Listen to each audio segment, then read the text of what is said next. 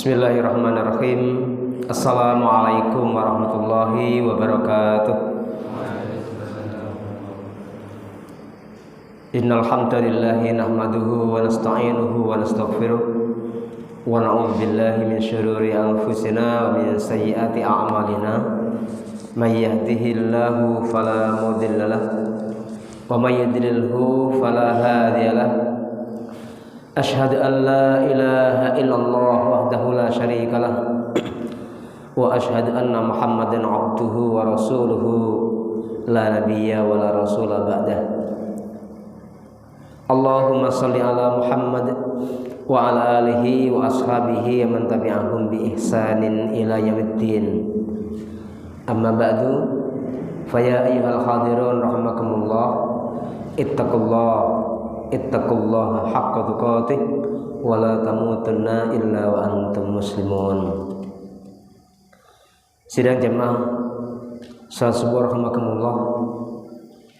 Alhamdulillah, syukur marilah senantiasa kita panjatkan kehadirat Allah Subhanahu wa taala atas nikmat karunia yang Allah limpahkan kepada kita sekalian, nikmatul iman dan Islam, nikmat kesehatan dan kesempatan, sehingga pada pagi hari ini, pada subuh kali ini kita bisa dipertemukan oleh Allah dalam majlis thalabul ilmi ini. Semoga ini bagian dari majlis zikir kepada Allah Subhanahu wa taala, sehingga para malaikat ikut menaungi kita, mendoakan kepada kita, Allahumma ighfir lahum, Allahumma shalli alaihim. Dengan doa-doa mereka seperti itu kepada kita, semoga kita menjadi hamba-hamba yang diampuni dan diberkahi oleh Allah Subhanahu wa taala. Amin ya rabbal alamin. Salawat dan salam semoga senantiasa tercurah kepada junjungan kita Nabiullah Muhammad sallallahu alaihi wasallam.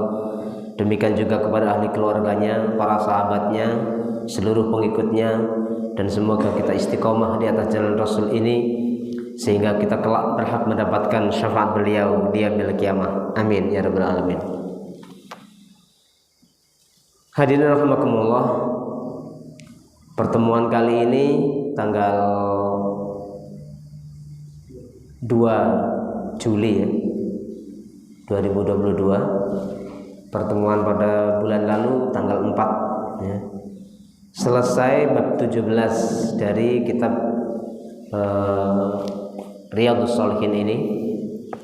Sekarang kita masuk bab 18. Bab larangan terhadap kebid'ahan dan hal-hal yang diada-adakan. Imam An-Nawawi memulai dengan kutipan ayat surat Yunus ayat 32. A'udzubillahi minasyaitonirrajim.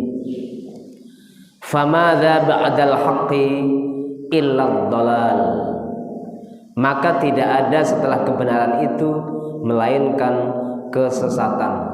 Surat Yunus 32.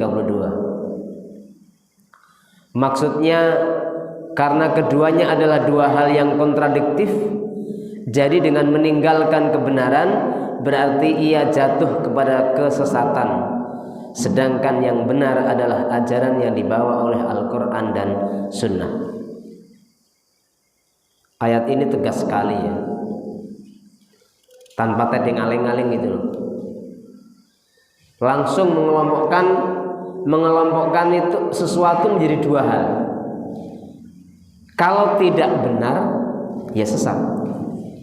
Tidak ada baina-baina. Tidak ada diantaranya, tidak ada. Di antara kebenaran dan kesesatan nggak ada. Kalau tidak ada pada kebenaran, berarti dipastikan berada pada kesesatan. Famadza ba'dal haqqi illa dhalal. Kalau arti harfiahnya itu, dan tidaklah sesuatu sesudah kebenaran. Jadi ada kebenaran kemudian tidak diikuti begitu. Ada kebenaran tapi masih mencari hal yang lain, maka hal yang lain tadi itu dipastikan adalah ad-dhalal, kesesatan. Demikian juga dalam surat Al-An'am ayat 38. ma faradna fil kitabi min syai'. Tidak ada sesuatu pun yang kami lewatkan dalam kitab. Imam Al-Baghawi berkata, kitab maksudnya Lauh Mahfuz. Ada yang berpendapat bahwa yang dimaksud adalah Al-Qur'an. Ma farratna fil kitabi min syai'. Artinya dalam ayat ini, menurut ayat ini, segala sesuatu walaupun mungkin tidak secara rinci itu sudah terbahas dan tersakup dalam Al-Qur'an. Ya kalau tidak rinci ya mungkin rinciannya ada dalam hadis, rinciannya ada dalam penjelasan para ulama. Tapi yang jelas hal itu sudah tercakup dalam Al-Qur'an. Ma farratna fil kitabi min syai'. Tidak ada sesuatu pun yang kami lewatkan dalam kitab. Ini bagi seorang muslim harus kita tanamkan ya. Yakin betul bahwasanya tidak ada sesuatu yang terlewat dalam Al-Qur'an itu. Yakin betul bahwasanya tidak ada sesuatu yang tidak terbahas dalam Al-Qur'an. Bahkan saking para ulama terdahulu itu keluasan ilmu di dalam mengupas sebuah ayat sampai seperti ya, Imam Malik kalau saya. Imam Malik juga iya, Ghazali, Syafi'i. Sekiranya Allah Subhanahu wa taala tidak menurunkan ayat-ayat yang lain, cukuplah wal asri. Surat Al-Asr itu. Bismillahirrahmanirrahim. Wal asri innal insana fi khusri illa alladzina amanu wa amilus solihati wa tawassaw bil haqqi wa tawassaw bis sabr. Cukup itu. Ya, tentunya setelah para ulama terdahulu itu ya memeras kemampuan ilmiah mereka untuk memahami dan menjabarkan ayat tersebut. Artinya apa jemaah rahimakumullah? Al-Qur'an meliput segala sesuatu. Allah juga berfirman dalam surat An-Nisa ayat 59, fa'il a'udzubillahi minasyaitonir rajim fa'il tanaza'tum fi syai'in farudduhu ilallahi war rasul. Kemudian jika kamu berbeda pendapat tentang sesuatu, maka kembalikanlah kepada Allah, yaitu Al-Qur'an, dan Rasul, yaitu sunnahnya. An-Nisa ayat 59. Ilallahi war rasul maksudnya kepada Al-Qur'an dan As-Sunnah. Dan dalam hidup manusia ini ternyata tidak sepi dari yang namanya persengketaan, yang namanya perselisihan. Jangankan dalam urusan-urusan memahami produk manusia, memahami produk Allah aja, yaitu memahami Al-Qur'an dan memahami sunnah Rasul, itu juga terjadi perbedaan cara pandang. Tetapi dalam urusan-urusan yang sifatnya adalah muamalah dunawiyah, dalam hal-hal yang sifatnya furu', fa'il tanaza'tum fi syai'in, jika kalian bersengketa, berselisih dalam suatu hal, farudduhu ilallahi wa rasul, maka kembalikan kepada Allah dan Rasul. Di permulaan ayat ini Allah Azza wa Jalla menuturkan perintah taat kepada Allah, taat kepada Rasulnya, dan ulil amri, yaitu memegang urusan, yaitu ya ayyuhalladzina amanu atiullaha wa atiur rasul wa ulil amri minkum. Itu sebelum potongan ayat ini adalah perintahnya itu, wahai orang-orang yang beriman, taatlah kalian kepada Allah dan Rasulnya serta ulil amri di antara kalian. Kalau saya mengutip penjelasan dari Allahyarham Pak Profesor Yunahar Elias, beliau di dalam menjelaskan ulil amri itu, kalau di Indonesia ya terbagi-bagi ulil amri itu. Di urusan kenegaraan, ulil amri terkait undang-undang siapa? Legislatif, DPR. Itu ulil amri terkait dengan perundang-undangan. Ulil amri terkait dengan pelaksanaan siapa? Ya penguasa, presiden ke bawah. Ulil amri terkait dengan hukum siapa? Ya yudikatif, MA dan ke bawah.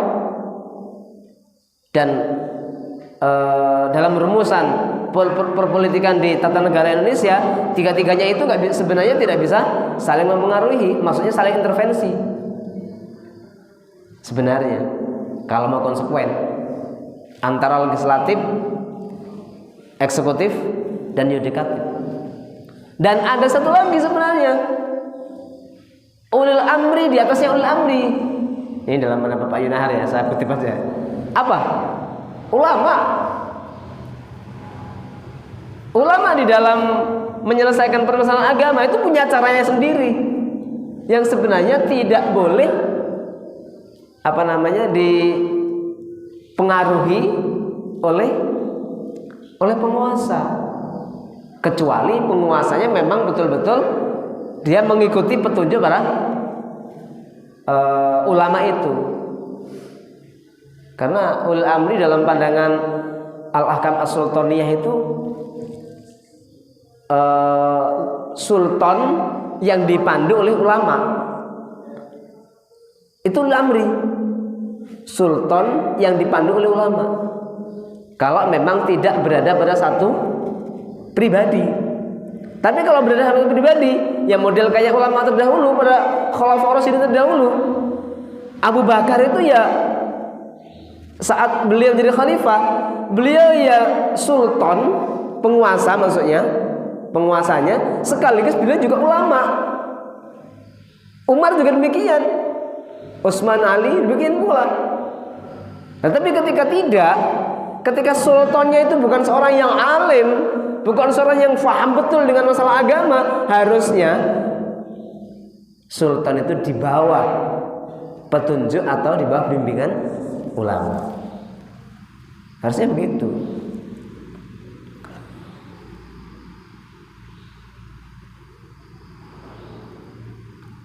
Saya ulangi, di permulaan ayat ini Allah Subhanahu wa taala menuturkan perintah taat kepada Allah, taat kepada Rasulnya, dan ulil amri, yaitu memegang urusan. Kemudian Allah berfirman, kemudian jika kamu berbeda pendapat tentang sesuatu, maka kembalikanlah kepada Allah dan Rasulnya, yaitu Al-Quran dan As-Sunnah. Apabila para ulama berselisih tentang satu hukum, maka yang didahulukan adalah yang lebih mendekati dalil Al-Quran dan hadis.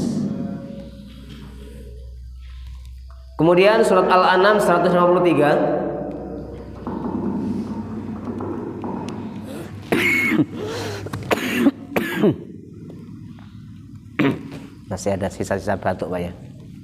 Habis flu seminggu.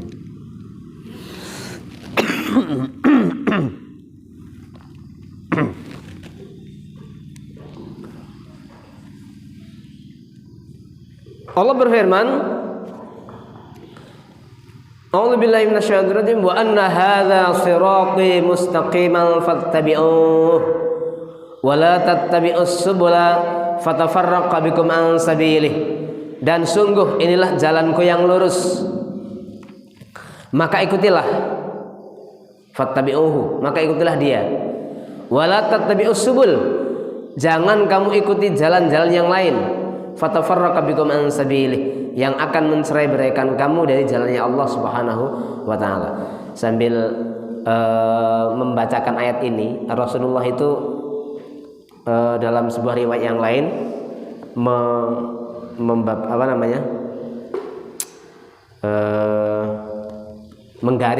garis ya, garis lurus satu, kemudian ada cabang-cabang garis-garis yang lain di sisi kiri kanannya. Hadhi sabili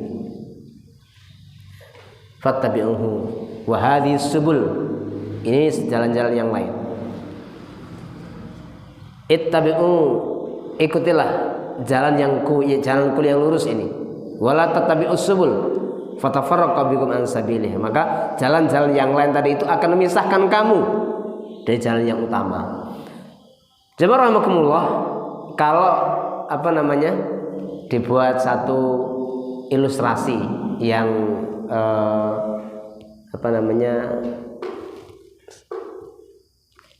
sejajar itu ya. Ini satu garis. Ini juga satu garis. Apakah ini pernah akan ketemu? Tidak akan pernah ketemu sampai kapanpun. Tapi kalau jalan yang ini, jalan yang satunya lagi mengarah kepada jalan yang utama, suatu saat mungkin dia akan ketemu. Tapi kalau sejajar tidak. Nah, itulah yang dikatakan jalan-jalan yang lain tadi itu akan memisahkan dari jalan utama ini tadi. Di sini satu gambaran bahwasanya iblis laknatullah senantiasa menyiapkan jalan-jalan yang akan mencerai-beraikan umat, mencerai-beraikan manusia dari jalan Allah Subhanahu wa taala dengan berbagai macam hiasannya, dengan berbagai macam hiasannya, dengan berbagai macam narasinya, dengan berbagai macam iming-imingnya. Jalan yang lurus ialah Islam, sedangkan jalan-jalan yang berbeda-beda ialah bid'ah atau bidah. Surat Ali Imran ayat 31, A'udzubillahi minasyaitonir rajim. Qul, katakanlah, il kuntum tuhibbunallah, jika kalian cinta Allah, fattabi'uni, maka ikutilah aku. Yuhibbukumullah wa yaghfir lakum dzunubakum. Pasti Allah akan mencintai kalian dan mengampuni kalian akan dosa-dosa kalian. Garansi ini. Kalau kita akan mendapatkan kecintaan dari Allah, berarti kita harus mengikuti Rasulullah SAW. Dan barang siapa yang mengikuti Rasul sudah akan mendapatkan kecintaan dari Allah, dan Allah akan ampuni dosa-dosanya. Artinya barang siapa yang tidak mencontohi Rasul, barang siapa yang tidak iktidak kepada Rasul, barang siapa yang tidak berkuduah kepada Rasul, ya berarti tidak ada jaminan keselamatan. Nah, seperti itu. Hasan Al Basri berkata, suatu kaum menganggap cinta kepada Allah, maka Allah menguji mereka dengan ayat ini. Jadi ada kaum yang mengatakan mereka mencintai Allah, maka kemudian diuji dengan ayat ini. Yaitu apa? Mau nggak mereka betul-betul mengikuti langkah-langkah Rasulullah Sallallahu Alaihi Wasallam? Karena mungkin saja ada yang masih enggan mengikuti Rasul, apalagi kalau dulu itu model kayak Abu Sufyan. Walaupun alhamdulillah ya, kita lihat para sahabat itu luar biasa, mengalahkan nafsunya itu luar biasa. Abu Sufyan dan teman-temannya yang masuk Islam belakangan itu ya, dulu mereka itu pembesar loh, pembesar. Ketika Mekah takluk, mereka menyatakan iman kepada Muhammad SAW, masuk Islam, tapi mereka juga harus posisi keislaman mereka itu harus berbeda dengan posisi keislaman Bilal, gitu ya, orang-orang yang dulu kan ya, itu kayak Wahsy itu. Bilal itu budak, mantan budak. Sementara Abu Sufyan itu mantan penguasa Saud Mekah. Maka ketika masanya Umar bin Khattab itu apa yang terjadi? Suatu saat si Abu Sufyan itu ada di sampingnya Umar bin Khattab, karena Umar bin Khattab sedang akan mengumpulkan kawan-kawannya, para sahabat-sahabat senior itu juga. Suatu saat sampai pada satu titik, ternyata Abu Sufyan itu ada pada tempat yang jauh dengan Umar, sementara yang di pinggir di samping Umar persis itu Bilal. Satu riwayat atau satu versi mengatakan seperti itu. Kalau dalam serial film Umar, yang dilukiskan di sana mau bertamu kepada Umar, ternyata yang lebih didahulukan oleh Umar itu para sahabat-sahabat yang sabiqunal awalun, model kayak Bilal. Akhirnya Abu Sufyan tadi agak menggerutu juga di luaran. Ini udah minta izin dari tadi, untuk ketemu enggak diberi izin. Malah siapa itu? Siapa mereka dulu itu? Ya mantan orang-orang gembel istilahnya, mantan budak, orang-orang rendahan, orang-orang bodoh istilahnya. Pada masa mereka masih berkuasa Abu Sufyan itu, mereka orang-orang enggak dianggap kayak Bilal itu. Tapi oleh Umar didahulukan.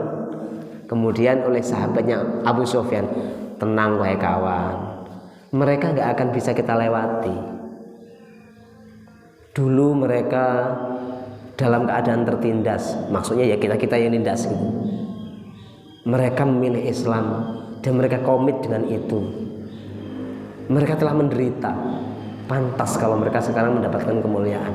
Kita nggak bisa melampauinya. Akhirnya Abu Sufyan istighfar, astagfirullah, mencoba meredakan amarahnya, kemudian beristighfar kepada Allah Subhanahu wa taala, dan kita lihat ya, jiwa para sahabat ternyata juga seperti itu ya. Baik, kembali ke sini. Ayat-ayat mengenai bab ini banyak sekali dan sangat masyhur, dan cukup beberapa poin atau beberapa potongan ayat ini, yaitu surat Yunus ayat 32, Al-An'am 38, An-Nisa 59, Al-An'am 153, dan Al-Imran 31, 1, 2, 3, 4, 5 ayat atau 5 potongan ayat yang dinukil oleh Imam An-Nawawi di dalam memulai pembahasan larangan terhadap kebid'ahan dan hal-hal yang diada-adakan. Lalu kita masuk ke dalam pembacaan hadis. Yang pertama, An Aisyah radhiyallahu anha qalat qala Rasulullah sallallahu alaihi wasallam, man ahdatsa fi amrina hadza ma laysa minhu fa huwa raddun, muttafaqun alaih. Wa fi riwayatin li Muslim, man amila amalan laysa alaihi amruna fa huwa raddun. Dari Aisyah radhiyallahu anha berkata, Rasulullah SAW bersabda, barang siapa yang mengada-adakan dalam urusan kami ini sesuatu yang tidak termasuk bagian dari agama, maka hal itu ditolak. Dalam riwayat Muslim disebutkan, Rasulullah SAW bersabda, barang siapa yang melakukan suatu amalan yang tidak ada perintah dari kami, maka amalan itu ditolak. Hadis ini menjadi dalil utama dan simpel untuk menjelaskan tertolaknya amalan-amalan yang dicampuri atau dinyatakan sebagai amalan bid'ah. Lalu apa sih bid'ah itu? Nah, mungkin kita di sini juga perlu, walaupun di dalam kitab nggak ada ya. Bid'ah dalam literatur atau di dalam pendekatan agama, kalau secara bahasa bid'ah itu tambahan. Bid'ah itu tambahan yang diada-adakan secara bahasa. Bada'a itu adalah seperti Allah itu badi'us samawati wal ard ya. Itu pencipta. Badi'us samawati wal ard. Allah pencipta langit dan bumi. Menciptakan yang pertama tanpa contoh, itu bada'a. Hampir sama dengan bada'a ya. Kalau bada'a kan memulai pakai hamzah. Bada'a, ba dal hamzah. Bada'a memulai. Tapi kalau badi'a, isim fa'alnya badi'un, badi'us samawati wal ardi, Allah pencipta langit dan bumi untuk yang pertama kali tanpa ada contoh. Ya, ini begini, untuk memberikan penjelasan yang masuk akal kepada orang-orang yang tadinya agak ragu-ragu bahwasanya Allah nanti akan mematikan manusia setelah manusia hancur lebur menjadi berkalang tanah lagi, maka Allah SWT akan menciptakan lagi. Nah, bagi orang-orang yang ragu-ragu itu begini, masa iya sudah berkalang tanah, hancur lebur, tinggal turun belulang, akan diciptakan lagi. Maka dalam riwayat yang lain masih ada satu tulang ya, yang kemudian disebut dengan istilah badroh. Itu tulang ekor manusia yang itu tidak akan hancur, kecil sekali. Dari situlah Allah SWT akan menumbuhkan kembali manusia. Nah, kalau menciptakan ulang, nah, logikanya begini, menciptakan awal aja bisa kok, apalagi cuma menciptakan ulang. Jadi membadik pertama, menciptakan pertama itu Allah mampu. Apalagi hanya mendaur ulang, lebih mudah. Masuk kepada logika manusia. Oh iya juga ya. Akhirnya orang yang menolak kebangkitan kembali tadi, dalam satu dialog ya, itu kemudian bisa menerima. Dan seperti itulah ternyata yang sudah juga dilontarkan oleh Allah dalam Al-Quran. Nah, kembali ke sini, bid'ah itu hal yang, nah kalau secara bahasa artinya tambahan, sesuatu yang diada-adakan. Kalau secara arti istilah definisi dalam agama adalah satu ibadah tertentu, satu perkara dalam masalah agama yang diada-adakan dan tanpa ada contoh sebelumnya. Itulah namanya kemudian disebut dengan bid'ah.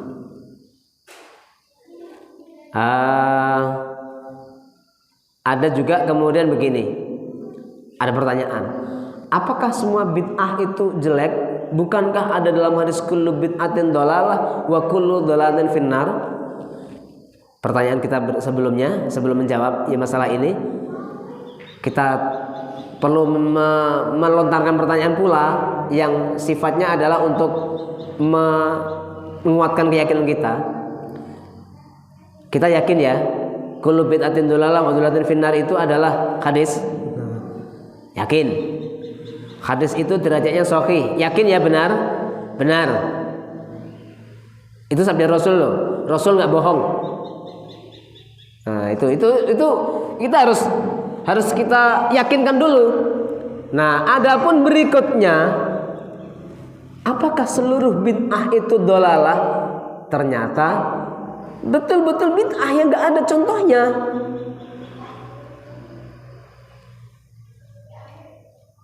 Ada istilah bid'ah hasanah. Ternyata itu bid'ah dalam arti bahasa, bukan bid'ah dalam arti istilah.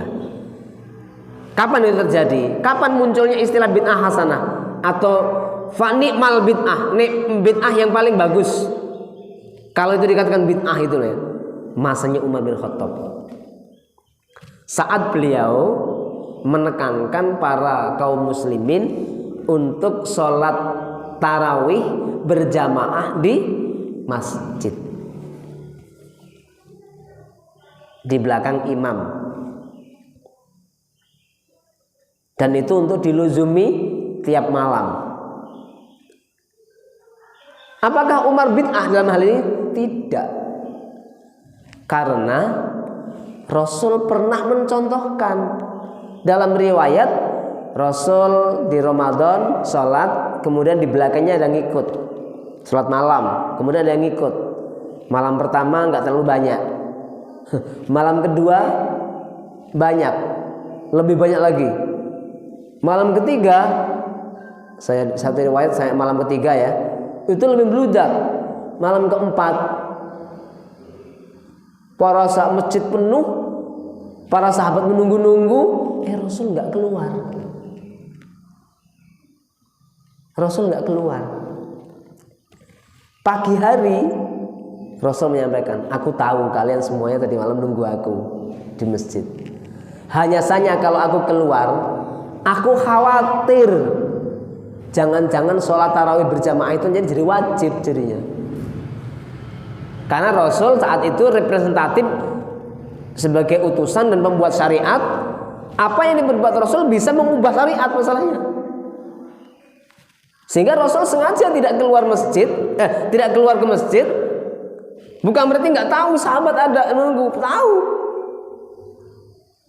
Tapi sengaja beliau tidak keluar Karena beliau khawatir nanti kalau keluar berubah nanti syariat sholat tarawih berjamaah ini, khawatirnya jadi wajib dan itu hanya akan memberatkan umatnya.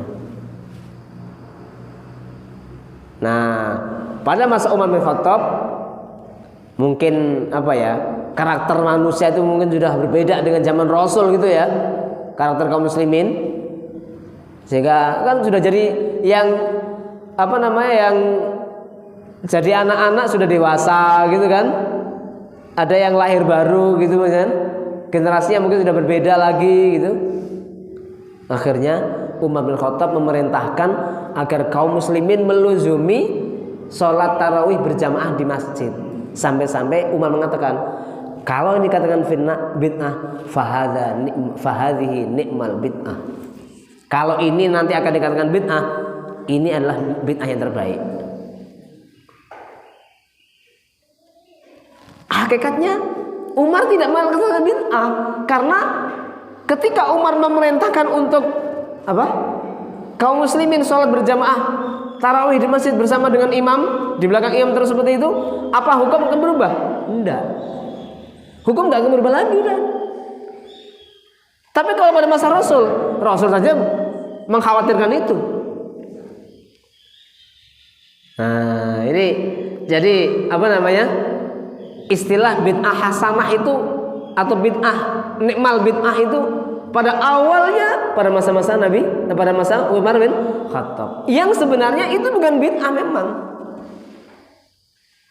Ada contoh sudah. Nah, yang kemudian masuk kepada amaliyah bid'ah yang lain-lain, dan ini ya kalau sekarang ini seperti apa sih yang kemudian dikatakan bid'ah? Kalau yang nyata-nyata bid'ah jelas. Akidah selain akidah Islam itu akidah bid'ah semua.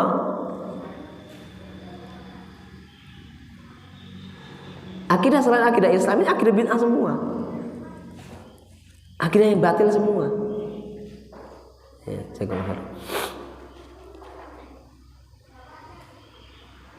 yang nyata-nyata bid'ah, tidak ada kontroversi. Sholat subuh 3 rakaat, maka itu jelas bid'ah, ya kan?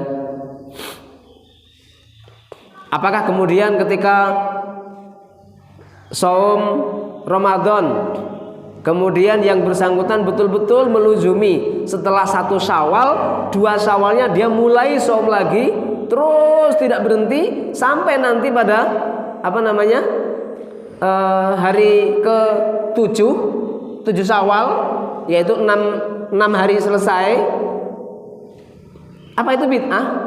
Melaksanakan urut seperti itu, kemudian setelah itu bergembira.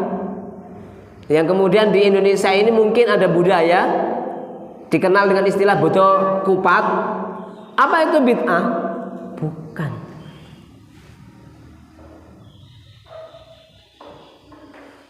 Mungkin saja akan rentan dengan berbagai macam tumpangan-tumpangan keyakinan yang lain.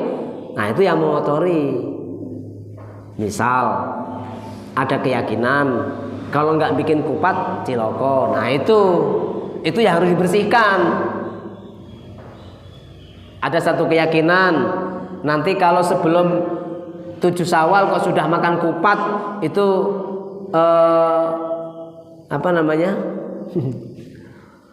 menyalahi aturan atau akan membuat kecelakaan. Nah, itu yang harus keyakinan-keyakinan seperti itu yang harus dibersihkan. Tapi kalau bergembira setelah seseorang setelah seseorang menyelesaikan Syawal dan dia masak-masak makan bersama, apakah itu sebuah kebid'ahan? Bukan kebid'ahan.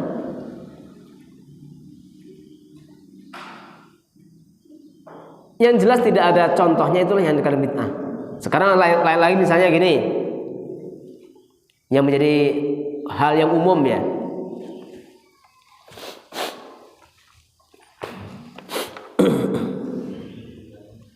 Apakah qunut subuh itu dikatakan bid'ah? Yang kullu bid'atin dolalah itu? Tidak bisa dikatakan seperti itu. Kenapa demikian? pada prinsipnya kunut itu ada. Kunut itu ada pada prinsipnya. Dan kunut terkait dengan diluzumkan di subuh itu juga ada dalilnya, ada hadisnya. Walaupun para ulama kemudian memandang hadis luzum kunut subuh ini berbeda-beda. Kalau di kalangan mazhab Syafi'iyah itu menyatakan dalilnya bisa diterima sebagai dalil hadisnya itu. Sementara di kalangan Malik dalam riwayat Nasai, Tirmidzi itu dikatakan lemah semua dalilnya, sehingga sebagian mazhab tidak mengamalkan, sebagian mazhab mengamalkan. Makanya saya sebagai satu di antara teman-teman di Tarjih Muhammadiyah ya, memahami pantas HPT itu tidak pernah nyinggung kunut. Maksudnya nyinggung kunut dalam arti bid'ah ya, nggak pernah. Hanya menyampaikan saja, menyebutkan pada awalnya ada kunut itu aja. Hanya kemudian Rasul pernah berkunut, Rasul berkunut selama 1 bulan dan itu pun kunut nazilah. Setelah itu dikatakan tidak pernah melaksanakan kunut lagi. Tapi HPT Himpunan Pesantren Tarjih Muhammadiyah tidak pernah memvonis kunut subuh yang melaksanakan kunut subuh itu adalah salah dan berdosa, nggak pernah. Karena memang ini masalah ikhtilaf. Sebagian itu memandang dalilnya, hadisnya bisa diterima karena derajatnya paling tidak hasan. Yang lain mengatakan dalil-dalilnya ini para tingkat sanadnya ada orang-orang yang dhaif sehingga lemah semua. Dianggap hadisnya lemah, nggak bisa dijadikan sebagai dalil. Itu contoh. Contoh yang lain, Jumatan azan 2 kali. Ada yang berani katakan itu bid'ah? Nyatanya Utsman bin Affan itu melakukan, cuman zaman Utsman memang azan pertamanya itu masih pagi atau masih ya pertengahan siang lah, jam-jam mungkin sebelum masuk waktu zuhur itu sekitar 1 atau 1,5 jam sebelumnya, untuk mengingatkan kepada khalayak ramai yang sedang sibuk di pekerjaan masing-masing, hari ini Jumat. Pada masa Utsman itu. Lah saiki azane pas wis azan masuk waktu zuhur. Berani kita mengatakan itu bid'ah? Enggak. Yang kemudian biasanya sih kalau di masjid-masjid yang ada azan 2 kali, yang pakai speaker atas itu azan pertama. Berteriaknya juga lebih lantang itu muadzinnya. Nanti setelah itu azan Jumatan sebelum khotib naik mimbar itu dengan suara agak lirih atau bahkan mungkin hanya pakai pengeras dalam. Berani kita katakan itu bid'ah? Enggak berani. Karena memang itu bukan bid'ah, itu bukan bid'ah yang dolalah, itu bukan. Sehingga oleh sebagian kawan, utamanya mungkin mohon maaf ini saya sebut merek, kawan-kawan Nahdliyin misalnya, mereka mengatakan ini bid'ah hasanah. Kamu Mas, jangan ngomong kalau bid'ah dolalah loh. Makanya di awal tadi saya katakan, yakin nggak dengan hadis itu? Yakin, ya udah itu dulu. Yakin kita kalau bid'ah dolalah. Tapi jangan dibenturkan dengan ini bid'ah hasanah. Sejarah bid'ah hasanah itu apa, itu kita harus juga tahu. Apalagi kadang-kadang dibawa kepada ini ya, dibawa kepada hadis yang sebenarnya bukan itu maksudnya, yaitu ini loh, hadis yang man sanna fil islami sunnatan hasanatan. Nah itu, barang siapa yang melopori dalam Islam itu perbuatan yang baik, falahu ajruhu wa ajru man amila bi ba'dahu, maka bagi dirinya pahala dia sendiri dan pahala orang-orang yang mengikuti belakangnya, min ghairi ayan kuso min ujurihim syai', tanpa mengurangi pahala mereka sedikit pun. Kadang-kadang dibawa kepada hadis itu. Ya kalau dibawa kepada hadis itu enggak pas, bukan itu hadisnya.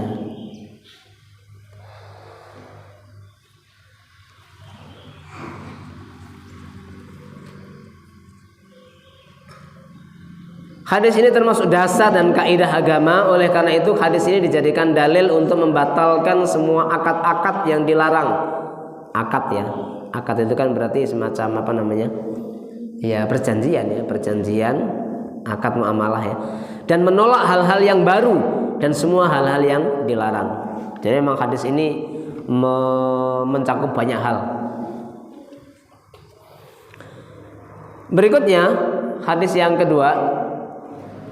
Wa an Jabir radhiyallahu anhu qala kana Rasulullah sallallahu alaihi wasallam idza khatabah marrat ainahu wa ala sautuhu wastadda ghadabuhu hatta ka'annahu mudhiru jaishin yaqul sabbahakum wa massakum wa yaqul bu'ithtu ana was-sa'atu kahataini wa yaqrinu baina usbu'aihi as-sababati wal wusta wa yaqul amma ba'du fa inna khairal hadithi kitabullah wa khairal hadi hadi Muhammadin sallallahu alaihi wasallam wa syarral umuri muhdatsatuha wa kullu bid'atin dalalah thumma yaqul ana aula bi kulli mu'minin min nafsihi man taraka malan fali ahli wa man taraka dainan aw dhaya'an fa ilayya wa alayya rawahu Muslim. Dari Jabir radhiyallahu anhu berkata, apabila Rasulullah SAW berkhutbah, maka kedua mata beliau memerah padam, suaranya nyaring, kelihatan sangat marah, sehingga seolah-olah beliau seorang yang memberi peringatan kepada para tentara yang mengatakan, berhati-hatilah pagi-pagi ini atau sore musuh akan menyerang kalian. Beliau bersabda, saya diutus sedang aku dengan terjadinya hari kiamat bagaikan dua jari ini. Beliau merapatkan antara jari telunjuk dan jari tengah. Jadi antara diutusnya Rasul dengan kiamat seperti ini, berarti dekat sekali. Beliau bersabda pula, amma ba'du, maka sesungguhnya sebaik-baik ungkapan adalah kitabullah dan sebaik-baik petunjuk adalah petunjuk Muhammad SAW. Sedangkan seburuk-buruk perkara ialah hal-hal yang diada-adakan dan semua bid'ah adalah sesat. Selanjutnya beliau bersabda, saya lebih berhak terhadap setiap mukmin daripada dirinya sendiri. Barang siapa meninggalkan harta, maka harta itu milik keluarganya. Dan barang siapa yang meninggalkan hutang atau memiliki tanggungan, maka ia adalah kepadaku dan menjadi tanggunganku. Hadis riwayat Imam Muslim. Enak mah dia, nak dihutang diserah ke imam ya. Ini poin dengan hadis yang kita bahas atau bahasan yang sedang kita bahas ini adalah ungkapan Rasul yang fa inna khairal hadis kitabullah. Sesungguhnya sebaik-baik pembicaraan adalah kitabullah.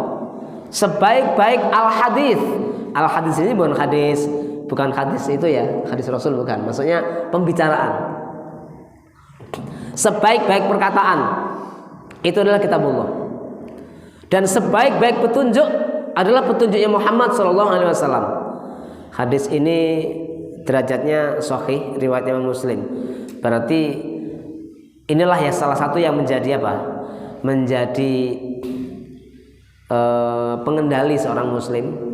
Dirinya harus yakin, harus ada dalam pribadinya bahwasanya tidak ada aturan hidup yang paling baik untuk ngatur manusia dimanapun dan kapanpun kecuali Islam. Nanti jangan dibawa kepada pikiran atau pemikiran radikal atau intoleran, bukan. Kita sebagai muslim harus begitu. Tidak ada aturan, tidak ada peraturan kehidupan, way of life, jalan hidup bagi seorang muslim ya, saya ulang lagi, bagi seorang muslim yang lebih baik untuk ngatur manusia dimanapun dan tempatnya di kapanpun ya, tempatnya dimanapun dan waktunya kapanpun kecuali Islam. Itu harus tertanam dalam hati. Malah kemudian kalau kita bawa kepada pernyataannya Ibnu Taimiyah lebih mengerikan. Kalau dalam diri seorang muslim ada keraguan bahwasanya ada sesuatu yang lain selain Islam yang lebih baik untuk mengatur kehidupan siapapun dan kapanpun, maka itu cacat dalam keimanan dia. Tidak mengatakan batal sih, tapi cacat.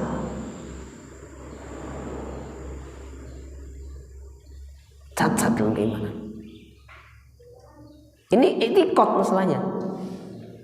Itikad itu apa? Itikad itu bisa dipidanakan? Bisa nggak dipidanakan itikad itu? Nggak ada. Itikad nggak bisa dipidanakan. Dalam Islam sendiri itikad itu nggak bisa dipidana.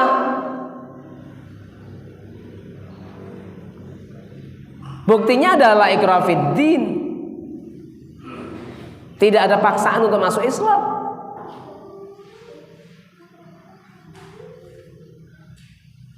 Boleh orang-orang non-muslim itu tetap dalam agama mereka. Ketika mereka pada hidup di Madinah, harus mau diatur dengan aturan kehidupan sehari-harinya, kehidupan hidup bermuamalahnya. Selain masalah ibadah mereka, itu harus diatur dengan peraturan Rasulullah SAW dalam perjanjian piagam Madinah itu. Tapi mereka masih tetap aja ada yang Nasrani, ada yang Yahudi, ada yang Majusi, ada yang masih musyrik. Agamanya nggak diganggu. Padahal nyata betul, inna dina indallahil Islam. Tapi di tengah-tengah Rasul ada Yahudi, ada Nasrani, ada Majusi, ada musyrikun, tapi hidup damai. Coba, iya kan?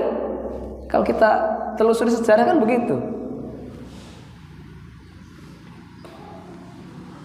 Wa syarrul umur muhdatsatuha, dan yang paling buruk adalah seburuk-buruk perkara adalah muhdatsatuha, perkara yang diada-adakan, perkara baru yang diada-adakan. Wa kullu bid'atin dhalalah. Jadi wasyarrul umuri muhdatsatuha, ini seburuk-buruk perkara itu hal yang baru diada-adakan. Hadis yang lain, wa kullu muhdatsatin bid'ah, dan setiap hal yang baru diada-adakan dalam urusan agama maksudnya itu adalah bid'ah. Lanjutkan, wa kullu bid'atin dhalalah, setiap yang bid'ah itu pasti sesat. Bid'ah betul-betul bid'ah ya, pasti sesat. Wa kullu dhalalatin finnar, setiap kesesatan pasti ada di neraka, kecuali Allah ampuni. Kecuali Allah ampuni, itu hak prerogatif Allah Subhanahu wa taala. Subhanallah, hadis ini cukup panjang ya. Tapi untuk yang bagian belakang ini saya masih belum begitu ini ya. Selanjutnya beliau bersabda, saya lebih berhak terhadap setiap mukmin daripada dirinya sendiri. Ini kalau dalam hadis yang lain diungkapkan termasuk kecintaan. Kecintaan kita kepada Rasulullah harus di atas kecintaan kepada diri kita sendiri. Barang siapa meninggalkan harta, maka harta itu milik keluarganya, jadi menjadi warisan. Dan barang siapa yang meninggalkan hutang atau memiliki tanggungan, maka itu adalah kepadaku dan menjadi tanggunganku. Walaupun ini yang terakhir ini saya belum mendapatkan penjelasan lebih jauh ya, tapi salah satu di antara warisan itu hutang sebenarnya. Karena warisan itu imma hak wa imma kewajiban. Di mana ini menjelaskannya? Satu contoh, ada seorang perempuan bertanya kepada Rasul, ya Rasulullah, ibuku itu meninggalkan puasa, belum dibayar, dan kemudian meninggal. Apakah aku boleh membayarkannya? Kata Rasul, bagaimana kalau ibu mempunyai utang kepada seseorang? Apakah kamu mau bayar? Iya ya Rasul. Maka jawab Rasul berikutnya, maka hutang kepada Allah lebih berhak untuk dibayar. Artinya hadis yang ini, hadis yang saya sebutkan di terakhir tadi itu, terkait dengan tanggungan ini, kalau hutang terkait dengan hutang ini tetap ahli waris itu berkewajiban untuk menyelesaikan hutang keluarganya yang sudah meninggal. Tentunya ada batasannya. Jika memang ahli waris, pertama ada harta yang ditinggalkan itu bisa untuk nyaur. Dan kalau dipakai disaur dengan harta yang ditinggalkan tidak membahayakan keluarga yang ditinggalkan tadi, maka itu boleh. Tapi kalau membahayakan, maksudnya membahayakan bagaimana? Sebenarnya ahli keluarga ditinggalkan sangat butuh dengan harta itu, maka hutang bisa ditangguhkan dulu, dicicil lah nanti oleh keluarganya, enggak berkewajiban langsung dibayarkan. Oh, ini hartanya itu saja, ahli keluarga yang ditinggalkan sangat butuh dengan harta itu, nanti kalau mau bayar utang malah nggak punya harta, jadi orang minta-minta nanti. Nah itu nggak boleh. Itulah yang dikatakan boleh melaksanakan wasiat ataupun bayar utang ghairu mudhar dalam ayat surat An-Nisa itu ya, terkait dengan dalil warisan ya. Ghairu mudhar, yang tidak membahayakan. Maksudnya kalau itu dipakai untuk membayar wasiat ataupun membayar utang, ahli keluarga yang ditinggalkan tidak dalam keadaan miskin. Baik, mungkin ini yang dapat saya antarkan, dan memang juga sudah selesai juga ya. Bab 18 ini ternyata hanya ada 2 hadis, ternyata selesai juga. Baik, kalau ada pertanyaan mungkin saya persilahkan kalau ada. Kalau tidak, saya cukupkan sekian. Cukup Pak ya? Baik, terima kasih. Insya Allah kita lanjutkan pada pertemuan yang akan datang, masuk pada bab 19, bab orang yang memberi tuntunan baik dan buruk. Bab orang yang memberi tuntunan baik dan buruk. Kalau ini tadi adalah bab larangan terhadap kebid'ahan dan hal-hal yang diada-adakan, maka bab 19 nanti insya Allah bab orang yang memberi tuntunan baik dan yang buruk. Demikian, semoga bermanfaat. Yang benar dari Allah, yang salah dari saya pribadi, astaghfirullahaladzim dan astaghfirullahaladzim. Subhanaka Allahumma bihamdika asyhadu an la ilaha illa anta astaghfiruka wa atubu ilaik. Alhamdulillahirabbil alamin. Assalamualaikum warahmatullahi wabarakatuh.